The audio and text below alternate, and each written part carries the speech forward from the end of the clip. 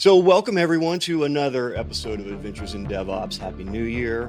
Warren, Happy New Year. Thanks for joining me today. Oh, thank you for having me back. Always a pleasure. Jillian, welcome back. How are you?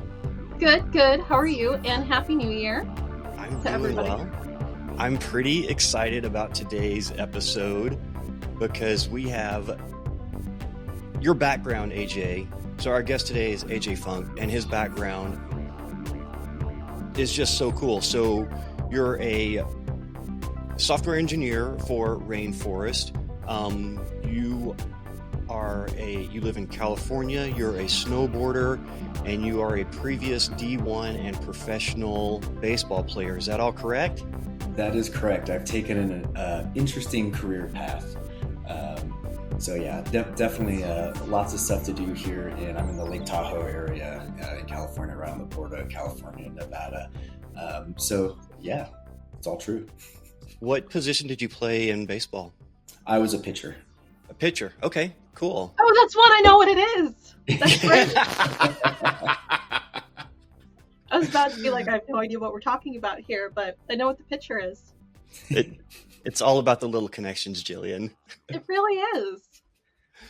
So cool. AJ, tell us a little bit about your role at Rainforest and what Rainforest does. And I think I'm interested to hear what led you to go from pitching Major League Baseball to pitching code. Yeah, for sure. So I started writing code when I was a kid, really, always as a hobby. My plan in life was always to play baseball. Once you become an adult and you realize that's not always such a viable career path, I started realizing that this thing I do as a hobby, I could do as a career. So just started kind of dabbling and realizing that I actually really enjoyed doing this. And it was a big pivot from, just athletics all the time. Now I ended up at Rainforest QA. I've been here for 7.5 years now. Oh, wow. Yeah, it's been a long time, and it's been really fun. I work with really, really great people, really intelligent, experienced engineers, really great culture. We're distributed all over the world, so it's fun. We get to go meet up with each other every once in a while in some random place in the world. And so it's a really enjoyable place to work. I specialize in front-end development, so I spend a lot of time with the product and design team shaping how our product works. And, as a quality assurance company, it's really important for us to have a really high bar of quality and reliability for our product. Obviously, if our app breaks, why are you going to trust us to make sure that your app doesn't break? Seems reasonable. Yeah, right. To meet that high bar, we use Rainforest to test Rainforest. So being able to eat your own dog food on a daily basis is a really, really good position to be in. It allows you to identify pain points in the user experience before your users do. Hopefully, that's not always true, but we do our best. And it also means we spend a lot of time thinking about the best way to do QA, both from a kind of philosophical standpoint and from a practical implementation standpoint, reality, in other words. So this experience obviously helps guide our product roadmap, but it's also led me to develop a lot of strong opinions on how product and engineering teams should shape their testing strategies, what kind of tools they should be using, and how they can ship code quickly and continuously without having to sacrifice quality. For sure. For me, that seems like one of those rabbit holes that it's really hard to find the balance on of like, what's the minimum level of testing that you should be doing? And then like, what's an adequate level to get into where you're actually still getting good use for your time, because obviously you can throw something at it that tests every possible combination or path through your application that could ever be taken. And you're going to reach a point of diminishing returns there. So how do you figure out what that right spot is? Yeah, absolutely. The myth of 100% test coverage, right? Yeah. That we all strive for. I think they teach you very early on that like 100% test coverage is what we should be doing with every time we push code there, we should make sure everything is covered. The reality is that's just not possible, right? What does that even mean? Does that mean every line of code is covered? Does that mean every possible edge case is covered? Like, you're never going to get all of those things. So the trick is finding that balance, right? We want to make sure that we have confidence in the thing that we're shipping, that both the thing we're shipping works and that we're not breaking anything else. But we also want to be able to move quickly. We don't want this to get into our way. And so the main ways we go about that is really thinking about what your testing strategy is, right? What are you testing? What is your bar for quality? Because in reality, sometimes we're okay if some things break, especially when we're in the early stages of prototyping something. It's a beta feature, et cetera. And what are the layers of your testing, right? So we can think about our testing strategy as layers with picture it as 3 layers, but more as a pyramid, right? So your foundation of your testing strategy is your unit tests. This is something we're all familiar with. We're using code to test code in small chunks, right? What a unit is totally up to you. We can define it as a single function or some class component, whatever. The top of our pyramid is our end-to-end or our UI tests. That's testing our application in a kind of real world scenario. As we go up the pyramid, these tests are more comprehensive. We can rely on them more, but they're slower. They're more expensive, right? So at the base of our pyramid, we have all of these unit tests that we could run constantly. So at Rainforest, we run these every single time you push code. It just runs them because it's cheap. We don't really care. If you're lazy like me, I like to just push my code up and, something broke. I didn't notice because I don't want to run the whole test suite all the time on my local machine. But as you move up that pyramid from unit tests, the middle of that pyramid would be our integration tests. So basically testing multiple chunks of these units and how they interact with each other. That could be maybe one of your microservices talking to another microservice or something like that. As we get to the top of the pyramid and we start running these end-to-end tests, that's where I think strategy becomes much more important because, like I mentioned, they're slower. So we actually care about when we run these. We need to be more strategic about how often we run them, and they are more expensive. So we don't want to just blow a whole bunch of money on them, right? Right. So finding the balance between those things is the real trick. I like that you pulled out test pyramid and not one of the other newer hipster trends of the test diamond or test Klein bottle and gone with the tried and true test pyramid. I mean, at least that's how I've always seen it. And, it's also really interesting that you bring up the 100% test coverage is not possible, at least from like anecdotal experience for me. I found it's almost like a Pareto distribution and follows the 80-20 rule, where if you wanted to have 100% test coverage, it would actually require an infinite amount of time. Absolutely. Yeah, we certainly strive to have all that test coverage, but I think the reality of 100% test coverage is more along the lines of how you define your user workflows, right? So the typical example is like your login flow. What are the main outcomes of the login? It's successful login, failed login, maybe I forgot your password. And do you have test coverage, end-to-end test coverage on that flow? If so, we could usually consider that covered. Do I have a unit test that covers every combination of things that I could type into that box? Absolutely not. But having some sort of test coverage on it to make sure that it actually loads in some kind of real world scenario gives me much more confidence. With a lot of things like logins, and there's so many areas these days in developing software where you're using SaaS products as the mechanism for implementing that. What's your approach for dealing with that external dependency? Because you can mock it, or you can try to simulate it, or you can actually call it. What do you think about those? I feel like that's a jab at me, Will. I see you. I see you. You coming there. No, I'm trying to. Yeah, I got nothing. Trying to get Hey, Jay, back to you. Yeah. So I think what you're asking is when we run any kind of tests, we'll stick with unit tests for the time being. There's a context that they run inside of, right?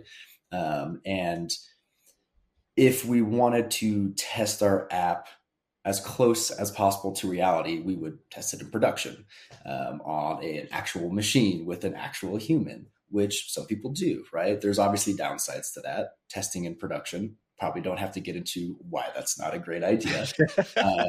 And the entire video game industry is wrong. Like, our users testing things. Touche. And yes, they are wrong. I mean, I'm not even sure that's true anymore. Like, they don't even release games, right? It's just like content that you click download on and you pay for, and then the game comes later or something. Like, I think that's what the game industry has gone towards. That does tend to be how it goes, but I still feel like they have the users doing an awful lot of acceptance testing in the video game industry. And I'm like too cheap for this nonsense, but anyways, I'm trying not to derail the entire conversation today, so we can skip right on over that. No, I totally agree. And it's like even when you do get a game, it's an incomplete game that's buggy and you play it for an hour and you go, I'm never playing this again. So I'm a late adopter when it comes to these things. I wait till the internet stops screaming about it and then I start downloading things. But yeah, obviously we don't want to test our applications in production because we're smarter than that and we have the ability to test these things in different environments. When we are running things like unit tests, we're kind of stuck inside of this artificial context, right? If you're just running code to test code, it's inside of that specific code environment. It's giving us inputs and outputs. Even as we go up the chain to some things that like to call themselves end-to-end tests, which I kind of disagree with, which would be things like DOM-based testing. You're still stuck inside some kind of context, right? So for the DOM, if you're not familiar, it's the document object model, and it's essentially the application interface that we have with the browser. So it's how our JavaScript code talks to the browser, how we manipulate things, how we read things from the browser. And so the important nuance here is that our code interacts with the DOM. A human being doesn't interact with the DOM, right? When you go click a button, you don't go talk to the DOM, you interact with the user interface. So we want to get our tests as close to actual end-to-end tests as possible, right? A human looking at the screen, a human interacting with the screen. And if we're not in that production environment, every step we take away from that gets us further from reality, right? It gives us this false sense of security. Sometimes there's a really common example with DOM-based tools might be click this button. Did it work, right? Well, just because you can interact with that button through the DOM doesn't mean your user can actually interact with that button, right? There might be, some kind of overlay over my button. The button might be off of the screen, but when I ask the DOM, can I click the button? It says, yeah, we clicked it. It worked, shipped the code, and now no one can log into your app because no one can click the button, right? And so doing our, as much as we can to get to that real world scenario, creating testing and staging environments that mirror production as much as possible and loading these things into virtual machines with operating systems instead of a headless browser, which is basically a browser with no UI, and interacting with it in a way that a human doesn't interact with it, just gets us further away from reality. I mean, it's interesting you bring that up, and I'm sort of now I'm intrigued if you maybe want to roast what we've been telling our customers. So obviously, where we provide a third-party product for our customers for login and access control, so they have providing them the auth needs there, and I think the biggest advice that we end up giving them is like, we are already testing that thing. Like, don't focus on this. You're wasting your time duplicating our testing. If you felt the need to do that, it's almost like you don't trust us with our product. And then you probably should question why you're using that solution in the first place. If you get to that point, that's actually a conversation more than it's a technical solution. However, we do find some customers still have a need to go a little bit further. And the thing that we've done, I don't know if this is the right answer, but we provide given it is a SaaS product, we provide a clone of our service as a container that can run, that it is trimmed down, only has minor features, but allows the flows that you're going to test or you want to actually verify available without having to go through all the complexity that the service actually provides. Yeah, I mean, I think that's a good compromise, right? So in this whole strategy of finding balance between our confidence and our velocity in shipping, the reality is our testing environments are not going to match our production environments all the time, right? And a lot of times we're constrained by resources. So I think in a situation like that totally makes sense. Some kind of pared down version of your production application. I think the important thing is how you're testing it, right?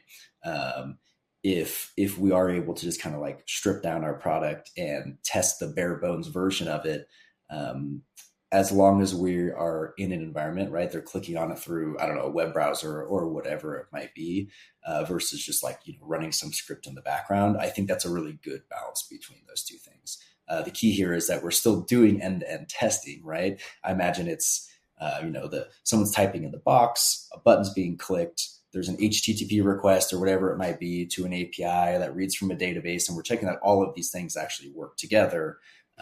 So yeah, I think that's a good compromise. I think one of the things that actually comes up a lot is, maybe just on a slight tangent, is people are so focused on end-to-end testing, they never stop to question, should we, like for that particular flow, is that where the value is for our company? Is it really where we should put a lot of resources in? Do you find that those that you're working with or your customers may or may not know where the highest value testing should be done? And then that's a conversation, or maybe it's something that your tool provides? Yeah, absolutely. And I think the trick for that is doing it early, right? So if you have a large application in a code base and you have not written any end-to-end tests, it's hard to determine where to start, right? Versus if you start early on, it kind of writes itself, right? The first thing is your login, you have some login coverage. Determining where the highest value is certainly up to each, usually the product team, right? What do we care most about not breaking? And can we create some kind of smoke test that spans all of these, right? So each one of these tests has a certain level of granularity to it. A good smoke test might be, can I log into my application? Can I create a thing? Can I delete a thing? And things just like generally work. Those initially are your highest value tests, because I know that my app actually loads in reality, right? Regardless of what my unit tests say. After that, it's usually defined by what those user flows are, right? So as you're scoping something out with your product team, here's this new feature that we're building. It's really important in your planning process to include that, right? Write tests for it. These are things that we usually, as developers, kind of bake into our estimates, right? I have to write unit tests for this.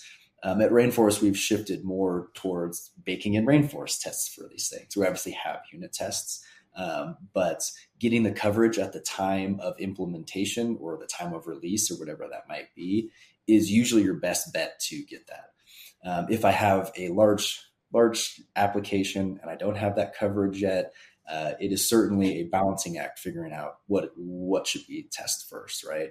So I would certainly start with those kind of smoke tests, and then your highest used features is usually a really good place to start.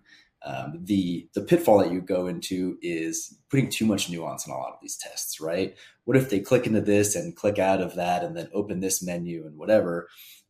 Keeping them very coherent and legible and kind of focused on the thing that they're testing is the important piece of having efficient tests that you can maintain over time. I saw Will smirking there, and I know he's just entered into a new glorious position at his organization. So maybe he has some unique insight that he's interested in blessing us with. No, I was curious because this is an opportunity for me to throw in a buzzword that's trending. And so once the episode is transcribed, we'll just go viral on that. So does AI play a role in helping figure out that type of user flow and the different like odd places you can end up? Good question. Not to my knowledge yet. AI is really good at some things and really bad at some things, and we haven't quite figured out how to give it enough context to understand how it should go about testing your app, right? We do have some really cool AI tools at Rainforest. They don't determine what your test coverage should be. Rather, that's kind of left up to you, and then it helps you write the test. So what we have is entering a prompt, say it could be something pretty generic, log in and add an item to the cart and check out, something like that. And it will generate your Rainforest steps for you. So during execution, AI is left out of it, right? It does the initial generation, and then we just execute things normally. And then we have some self-healing functionality. So it fails on something that we generated. We're going to try and regenerate those steps. And what's really nice about that is, since Rainforest is a visual tool, we identify things on the screen based on screenshots, right? It's possible for you to make slight visual changes, and now that image doesn't quite match up. Your test might fail. You don't want to have to go back in and retake all of those screenshots. But since it's generated by AI, it could go back, follow the same steps, and realize this is what the button is here. It would be really cool if it could kind of add that test coverage for you, or like tell you what you should be testing. We've poked at that a few times, and it's honestly just really dumb in that aspect and doesn't really give you anything useful. It's like, yeah, go test all the things and make sure things work. And it's like, cool. Yeah, I knew that. Thank you. So maybe as they get smarter, we kind of better. I feel like part of the answer is also the domain you're in. I know something we haven't talked about is like really at the top of the test pyramid is exploratory testing, whereas like add your creative human instincts to where bugs could potentially pop up while you're looking at an interface or API. And I don't think if we're doing anything wrong in the creation of AI and LLM models, it's removing the creativity from them. And I think that harms us here. But there has been one area, especially within things like protocol creation or SDKs, interfaces for the services. And that's, I think the key word is fuzzing. So trying an LLM, any sort of AI can spam with almost a more intelligent brute force strategy about what sorts of inputs tend to break your interface or your service or your product, and then use that as a potential test that you can commit longer term. And again, it's not for everything. Like, I don't think it really works so much in a UI world, but definitely depending on what your service or interface is doing, stuff in the crypto space, cryptography, not blockchain, just to be clear. I feel like that was a dig there, Warren. What are you trying to say? It's not the sort of thing I want to bring up on an episode, Will. You don't want a record, huh? Yeah, definitely not on record. We do cryptography because we're really into security and deep there. And we're not building our own crypto, but we're very high users of it. Everything JWT creation or JOT creation, every single different kind of algorithm strategy, we end up utilizing these. And so finding where we're not using libraries effectively is certainly an area that we've potentially looked into. Actually, according to our company bylaws, we're not allowed to do anything regarding cryptocurrency. Like, it's actually not allowed by the country of Switzerland for us to get involved in any way. We can't accept payments. We can't pay people in crypto. We can't even think about consulting for companies that want to do something crypto related. That's discrimination.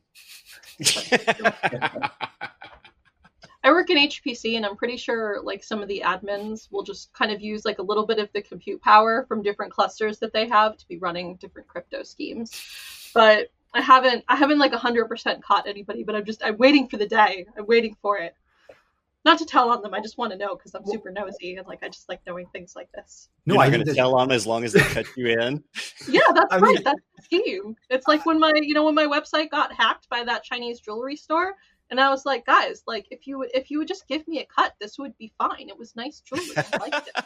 I mean, I think that really is expert advice from our resident ML expert here, because get in on the scheme, like just make sure. Yeah, I mean, Amazon. Yeah, no, because AWS just came out and said that the strategy of sharing reservations across customer AWS accounts, like if you're a consultant that does bundling for instance reservations or compute reservations, you no longer can pass along that savings to the customer. I mean, what are they going to do with all this excess capacity now other than some good old-fashioned Bitcoin mining? I don't know. I mean, we could be making drugs for autoimmune diseases and cancer, or you could be making some cold hard cash. I don't know. It all. We can also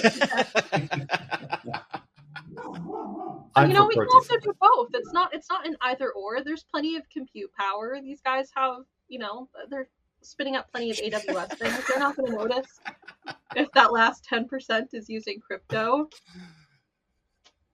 So when this episode launches and we all get blocked from our respective AWS accounts, we can just reflect on this moment fondly. So, I mean, this was our moment in the sun. For the record, AWS isn't going to block you because the ROI on utilizing cloud resources to mine crypto is so low that you're pretty much just paying AWS. But it is a good indication that there is malicious activity happening on your account. So it is something that they will for sure investigate. And that, I think, is as much of a tangent on this that I want to go down for today.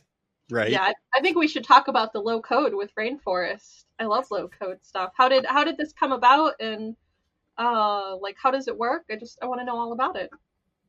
Yeah, for sure. So when I first joined Rainforest over 7 years ago, our model was a bit different. We had a bunch of human testers.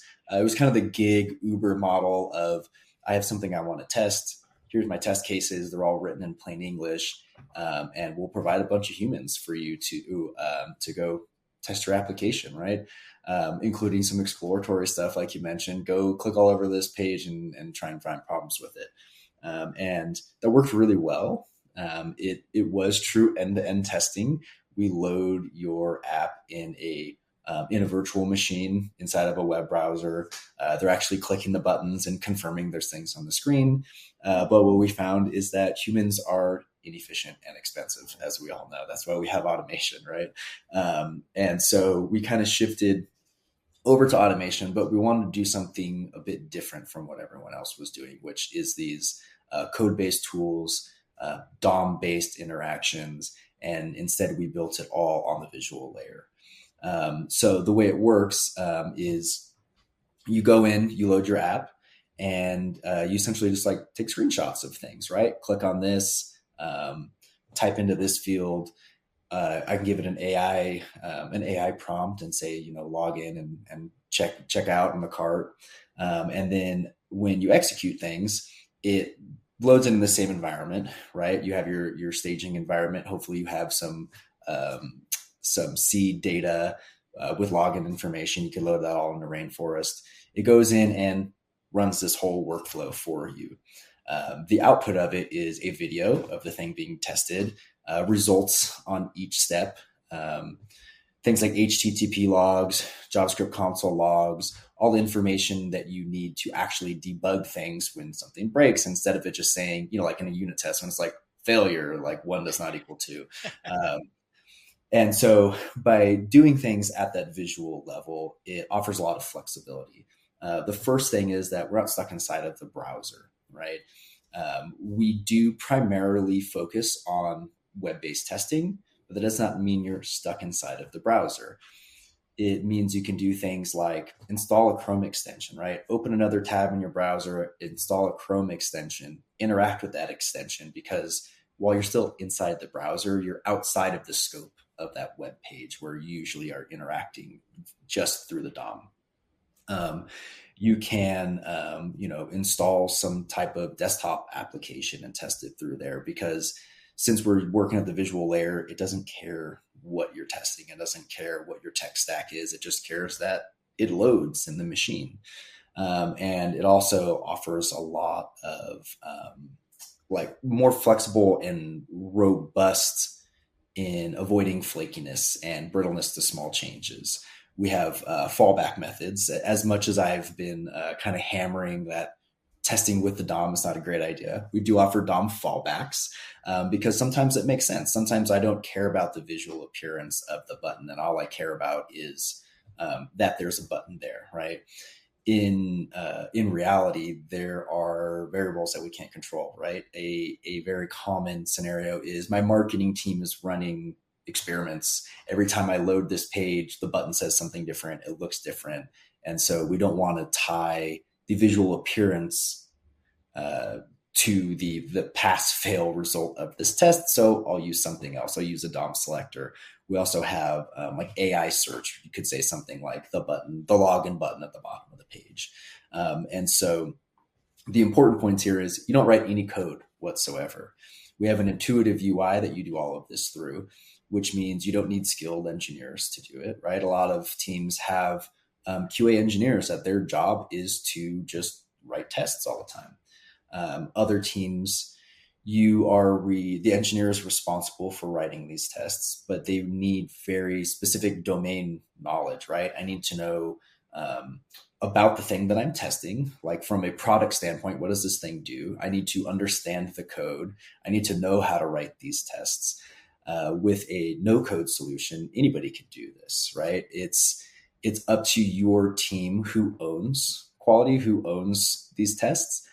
For us, it is usually the engineer that is shipping the code. We write the Rainforest tests with it, or our product and design team owns it, because like I was saying, they're very tied to our user workflows, right? They're like, this is how we designed this thing. Engineers are going to build it. And then any of us that have knowledge about how this user flow is supposed to work can own this test. So it makes it much easier to both write and maintain your tests over time. And then, if that person leaves your company and has all of that domain knowledge on how it works, you just need someone who knows how the app works and they can update your test suite. Now, I feel like one of the biggest mistakes that I keep seeing over the course of my career is as companies grow, they tend to have allegedly more software, more code, which may or may not end up in a giant ball of mud mess, or even an extensive number of quote unquote microservices that communicate and really depend on each other. And there was always this challenge by someone who wanted to have a test that required somehow interacting with all of these components. And they never really could understand that one of the whole points of microservices was to isolate testing. But I think we live in the reality, which is there are some companies that do have a giant ball of mud that have thousands of binaries that have to be installed on running servers. Is there a strategy that I don't mean to pick on your company. I don't know I don't think there is a strategy. I think the strategy is write microservices, but I can imagine that, as a SaaS company, the last thing we want to tell our customers is, have you tried not having that problem? Have you tried writing a new package manager? That tends to be the solution that I see. That one is everybody's favorite. Distributed monolith always works. Publish all your binaries that remotely depend on each other to a third-party solution, and then pull those out at runtime. Always works. Best solution ever. But maybe AJ, you have some insight here on either something that works or something that works with Rainforest QA to deal with those situations. Or maybe you just, it's not something that is handled today. Yeah, for sure. We do have a bunch of different microservices running. And I think I'm going to refer back to the testing pyramid, right? Is we test each one of those microservices in isolation. Absolutely. Maybe we test, as we go up to the next layer of our integration test, we test some interactions between them, right? The kind of core, handshake interactions, whatever is the main functionality of these two microservices talking to each other. Maybe we have some tests there. But at the end of the day, these end-to-end tests are comprehensive, right? If anything in that microservice architecture is failing, presumably my test is going to fail. And at the end of the day, all we really care about in theory is what the user gets when they're interacting with it. So if I'm just clicking a button, maybe there's 1,000 microservices that are involved in this. And maybe I'm not directly testing each one of those, but by implementing it as an end-to-end test, I am very confident that they're all working because my test passed. And so being smart about how you implement each one of those layers in an efficient way, right? Lots of unit tests on each microservice, and then this overarching test that just makes sure everything is working together is usually the way to go about this. I mean, maybe it's a technical implementation question. Like, where is the environment running that the Rainforest tests are actually executing against? Is this some sort of binary or CLI that's run on the client side, or are they sharing with you a set of microservices with deployment instructions so that you can run them within your own infrastructure?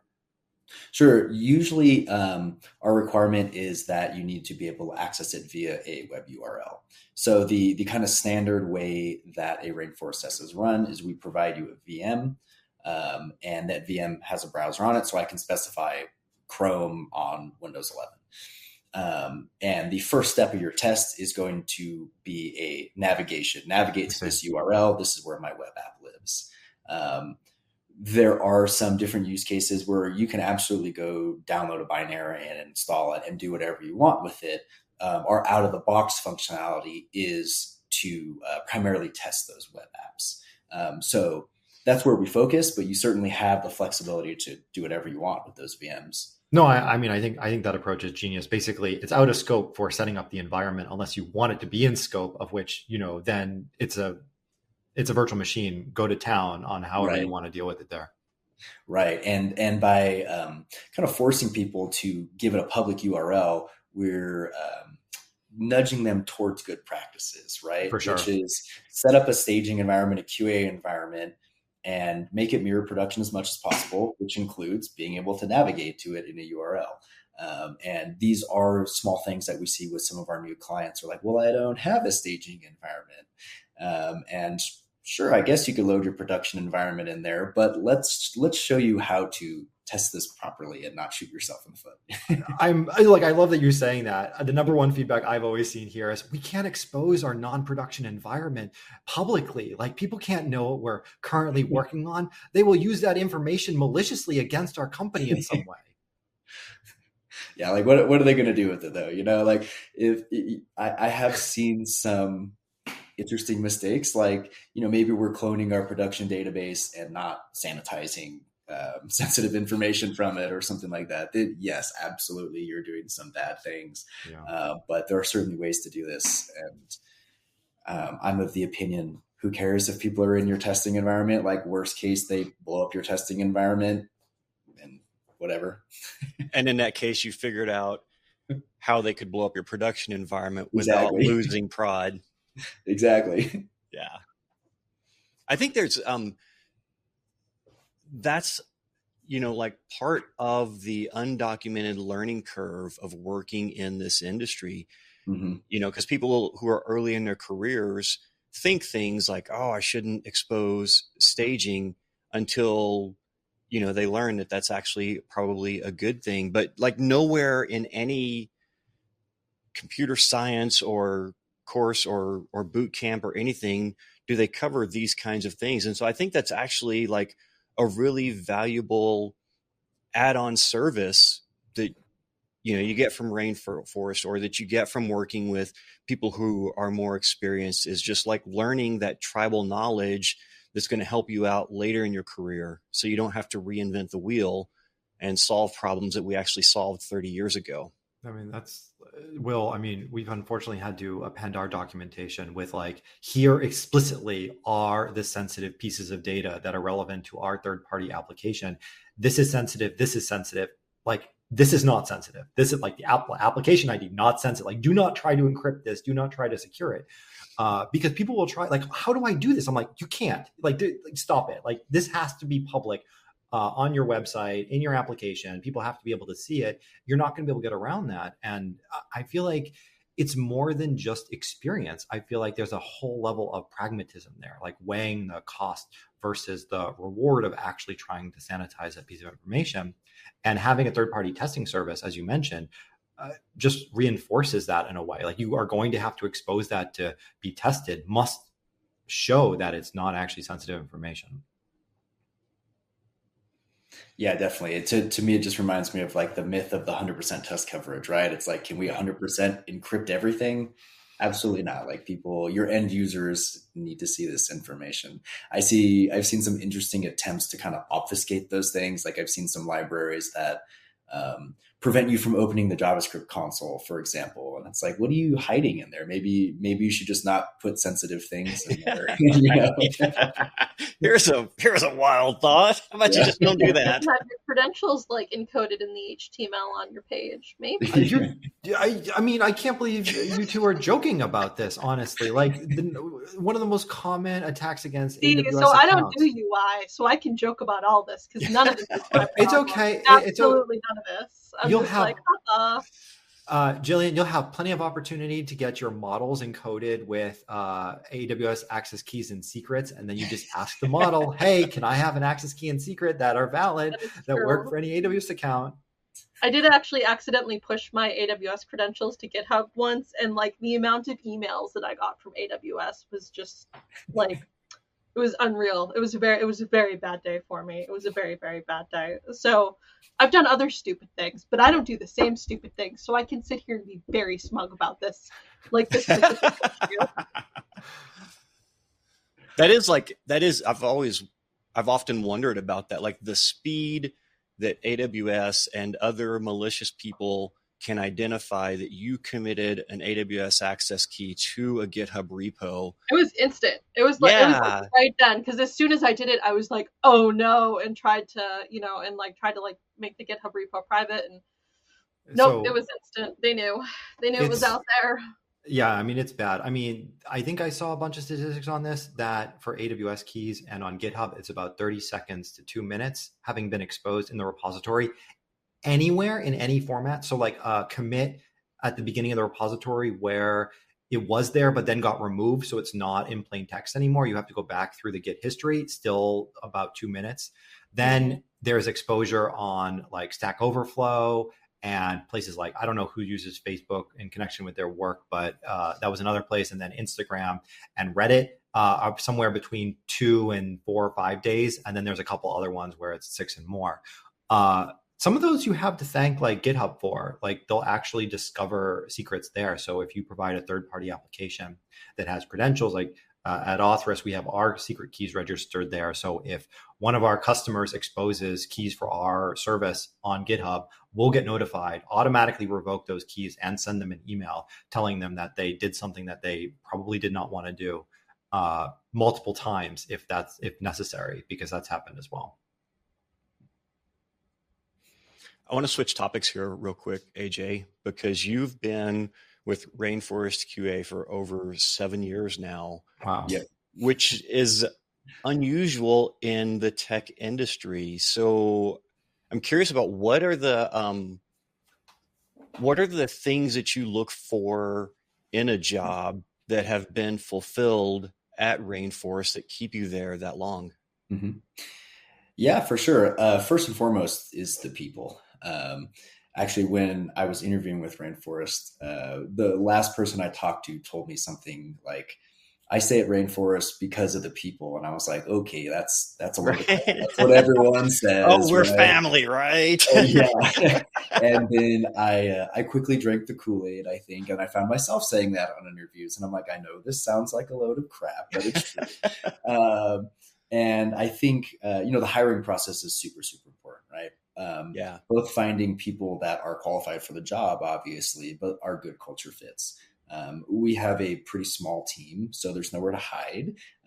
If you are not doing your job or you're not up to par, you're going to be exposed pretty quickly, which leads us to have a very reliable team. We are distributed globally, so there's a lot of handoff. I'm going to sleep, you're waking up, here's what I did.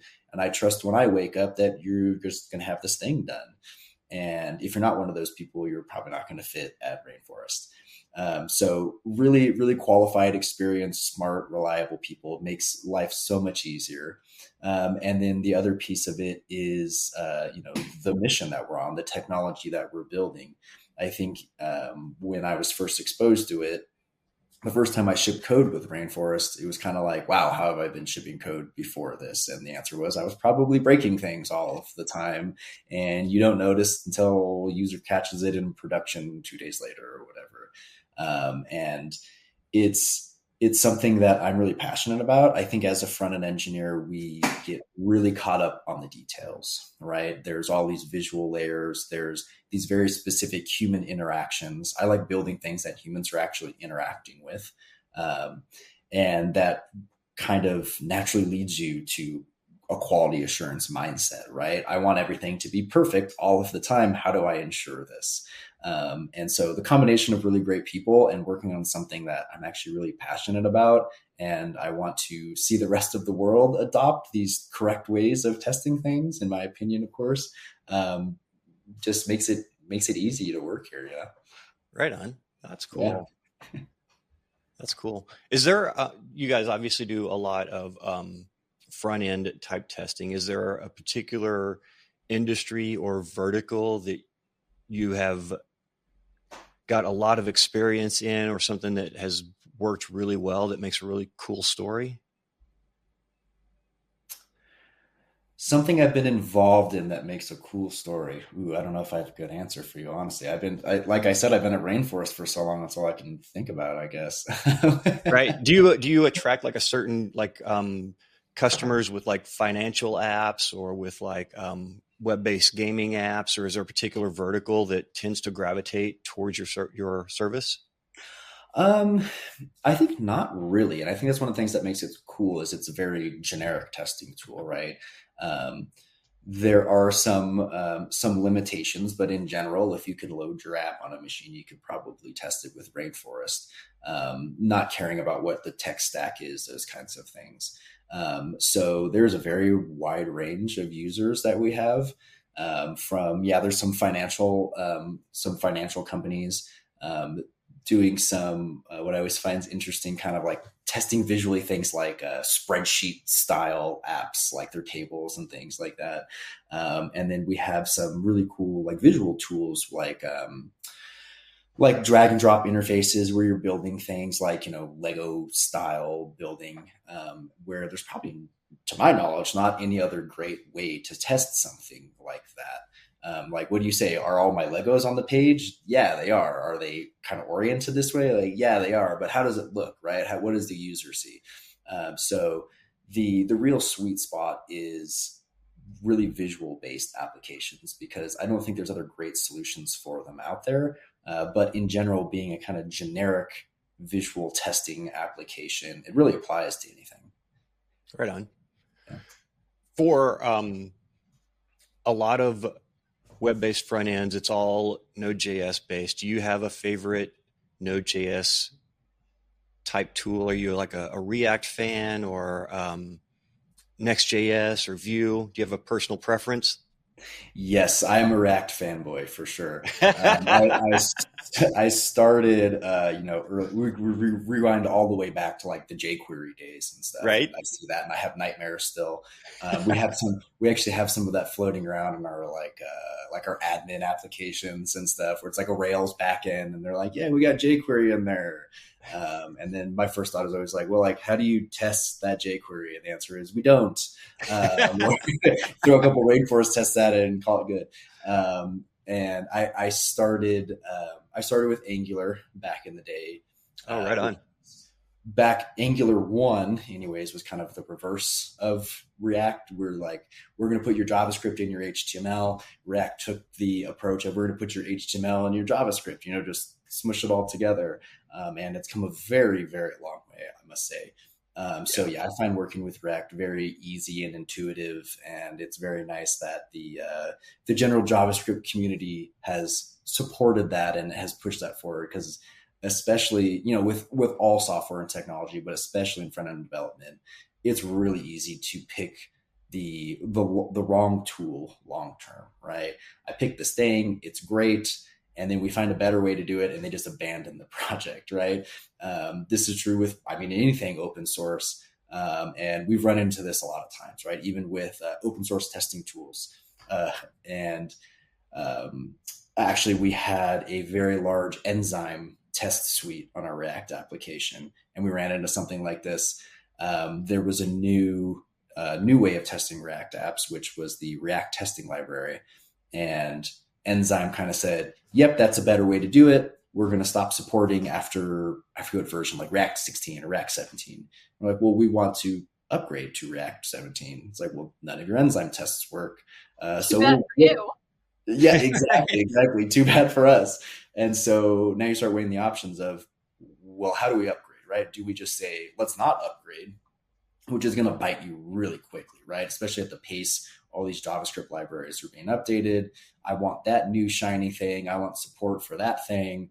And I don't want to be stuck in the past. The more you get stuck in the past, the harder it is to catch up with everything else, right? And so our options were basically rewrite all these however many thousand enzyme tests, or we could just nuke them all, which is it reminds me of like these memes I see about like junior engineers and the intern where they're like their commit messages, I nuked all the tests because they were failing and I couldn't make them pass, or like, return true in all the tests because it's one of the pass. The only reasonable way to do things. Yeah. And it sounds kind of like an overreaction, but as we started to kind of think about these testing philosophies, we're like, we have end-to-end test coverage on all of these things, right? And a lot of the front-end tests, even though they're unit tests, they load things in a headless browser, and we're kind of recreating what an end-to-end test does. So we chose to keep all of our actual unit tests, all the kind of business logic that didn't use enzyme, nuke all the enzyme tests, and just lean into our Rainforest tests, because we know if the Rainforest tests are passing, we don't need all of these redundant tests anymore. And instant productivity boost. Like, I don't have to maintain all of these things anymore. I don't have to upgrade them.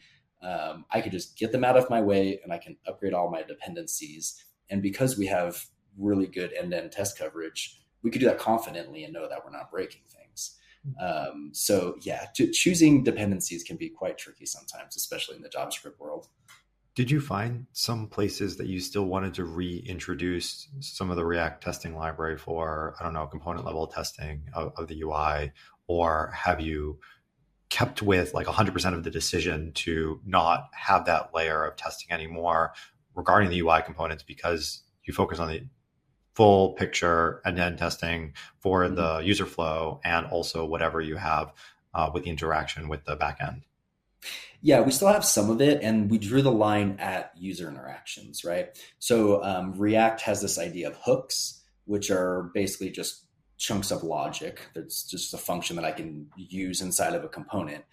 We stopped having any React testing library tests that were actual user interactions, no clicking on things, and instead we used it to test the functionality, the logic of those hooks. So it's essentially a unit test, but it's testing a specific React thing, and it requires the testing library to do that. Everything else kind of gets hoisted up to the end-to-end testing level. And it's nice to just say, hey, designer, hey, product manager, like, go at this test coverage while I'm busy hacking on things, and I don't have to worry about this anymore. So that's actually go ahead, Jillian. Oh, I was just gonna say, I'm so impressed with people who can keep up with like the UI in JavaScript land, because I've tried like a few times, and then everything changed. I was like, all right, I'm not doing this anymore. I'm gonna go do high performance computing that hasn't changed in like 30 years. It's gonna be fine. Yeah, you definitely start feeling like Sisyphus. You're just pushing that rock up the hill endlessly. And every time you get to the top, someone tells you that you're actually on the wrong hill. So. I was going to say, that seems like a really interesting approach that I hadn't thought of when we initially started talking. But like you can replace having to write a lot of your tests in your React app by using Rainforest, right? By just focusing on what the end user experience is and testing for that, you can save yourself from having to write a lot of tests in the React standard library. So that's where the trade-off is, though, right? Because these tests then are testing more functionality at once. And so if there is a problem, you don't necessarily know like which line of code is causing the issue or what interaction there is. So, there really is like, how valuable is that flow? I think, and that's something that, as you pointed out, AJ, like you sort of have to determine upfront, like where is the value of your testing and how do you get the most value out of which pieces you're adding and where you're validating it, et cetera. And so, yeah, I mean, in your case, the enzyme tests weren't actually providing the right value in the first place. Yep. So definitely switch them over. Yeah, absolutely. And it's kind of a question of redundancy too, right? Like, is redundancy good? Sometimes, like I can be really, really sure and I can have some extra confidence that the thing isn't going to break. But most of the time it just slows us down, right? I find that often the best time to add more unit test coverage is when something breaks, right? Because if my end-to-end tests are all passing, but something's broken, very often it's some kind of edge case, right? It's either some weird user behavior, some weird input, some weird sequence of events. And those things are usually better captured in a unit test because it's easier to kind of implement that specific scenario, that specific line of code that is the offender here versus creating, a whole new end-to-end test to just cover some edge case.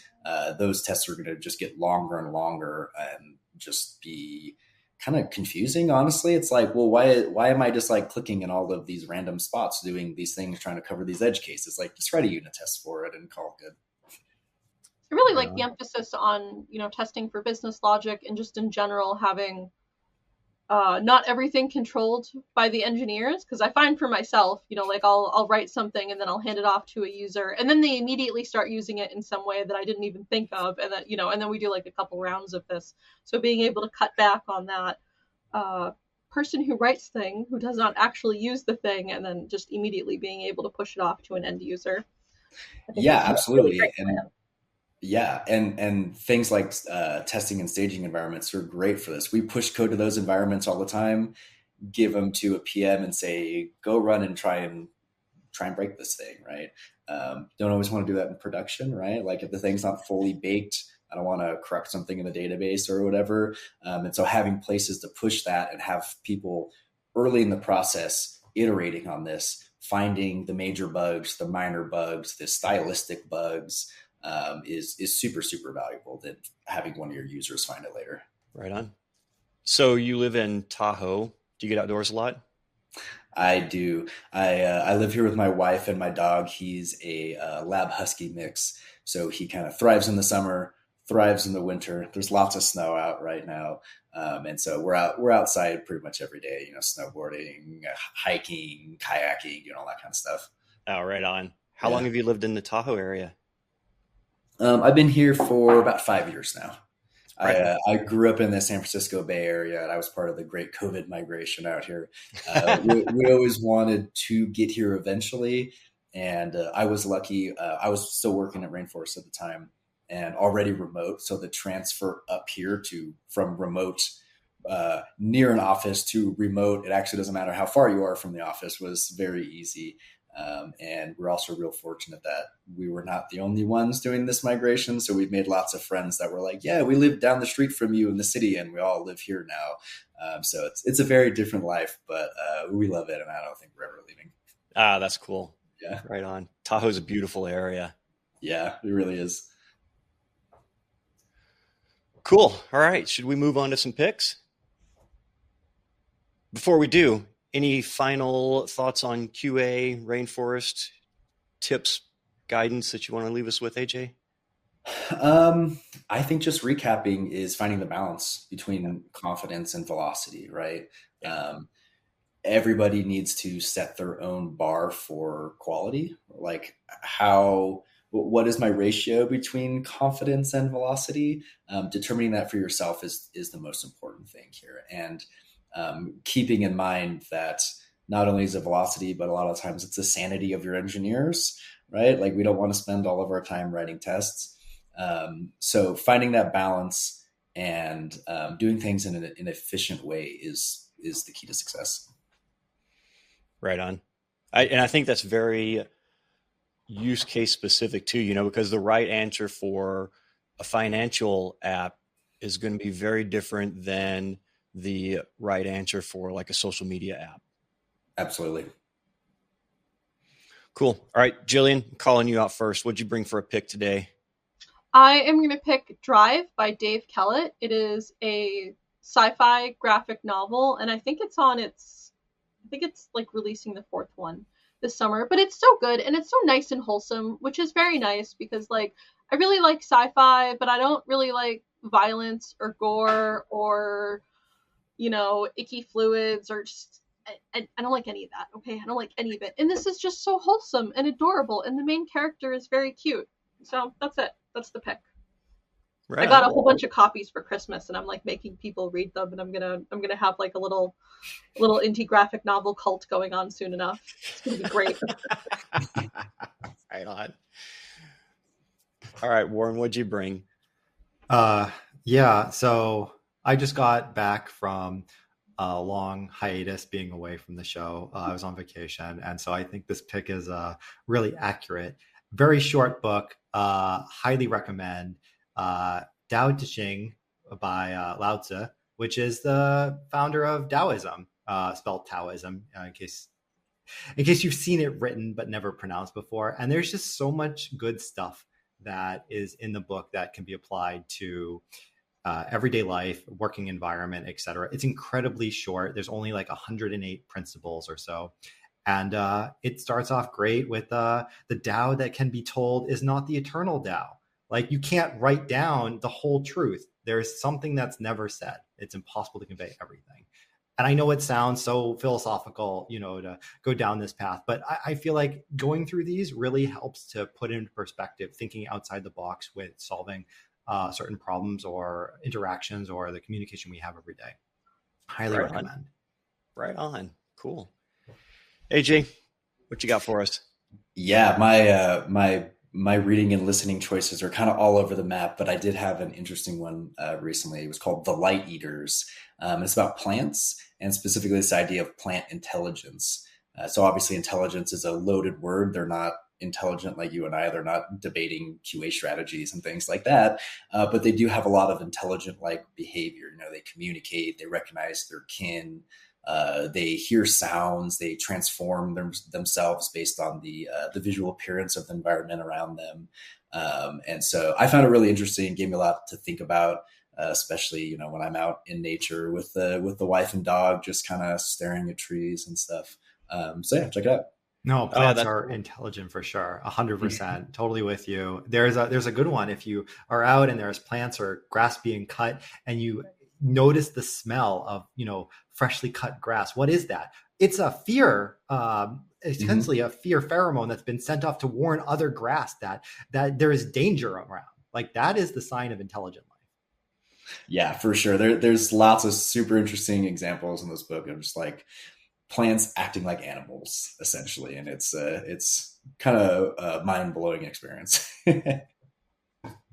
I read a book recently. I can't remember which one it was, but I've been studying mushrooms a lot lately, and this book showed where mushrooms actually act as a communication agent for trees in the forest, and so like a specific, you know, set of insects can start attacking trees on one end of the forest, and then the mushroom, because it's the mycelium that grows underneath the entire forest floor, will relay that information to the other trees in the forest. And so by the time the insects work their way down to those trees, that those trees are producing a scent or a pheromone that actually repels the insects by the time they get there. And I thought that was super cool. That is cool.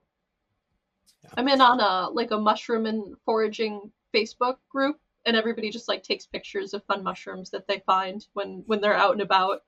And it's just such a nice little group because it's so chill. That's it. There's no drama. There's no nothing. It's just look at this mushroom I found.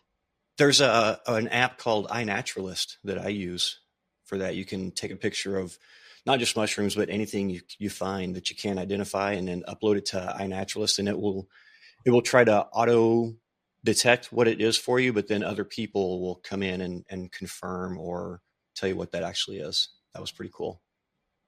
I used to do that a lot as a kid. I'd have like the field guides and go out with my field guide and try to like identify all the plants. But now we have an app for that. There's an app for that. Always. Will, what's your pick? My pick is, there's a series on Netflix called Kunk on Earth.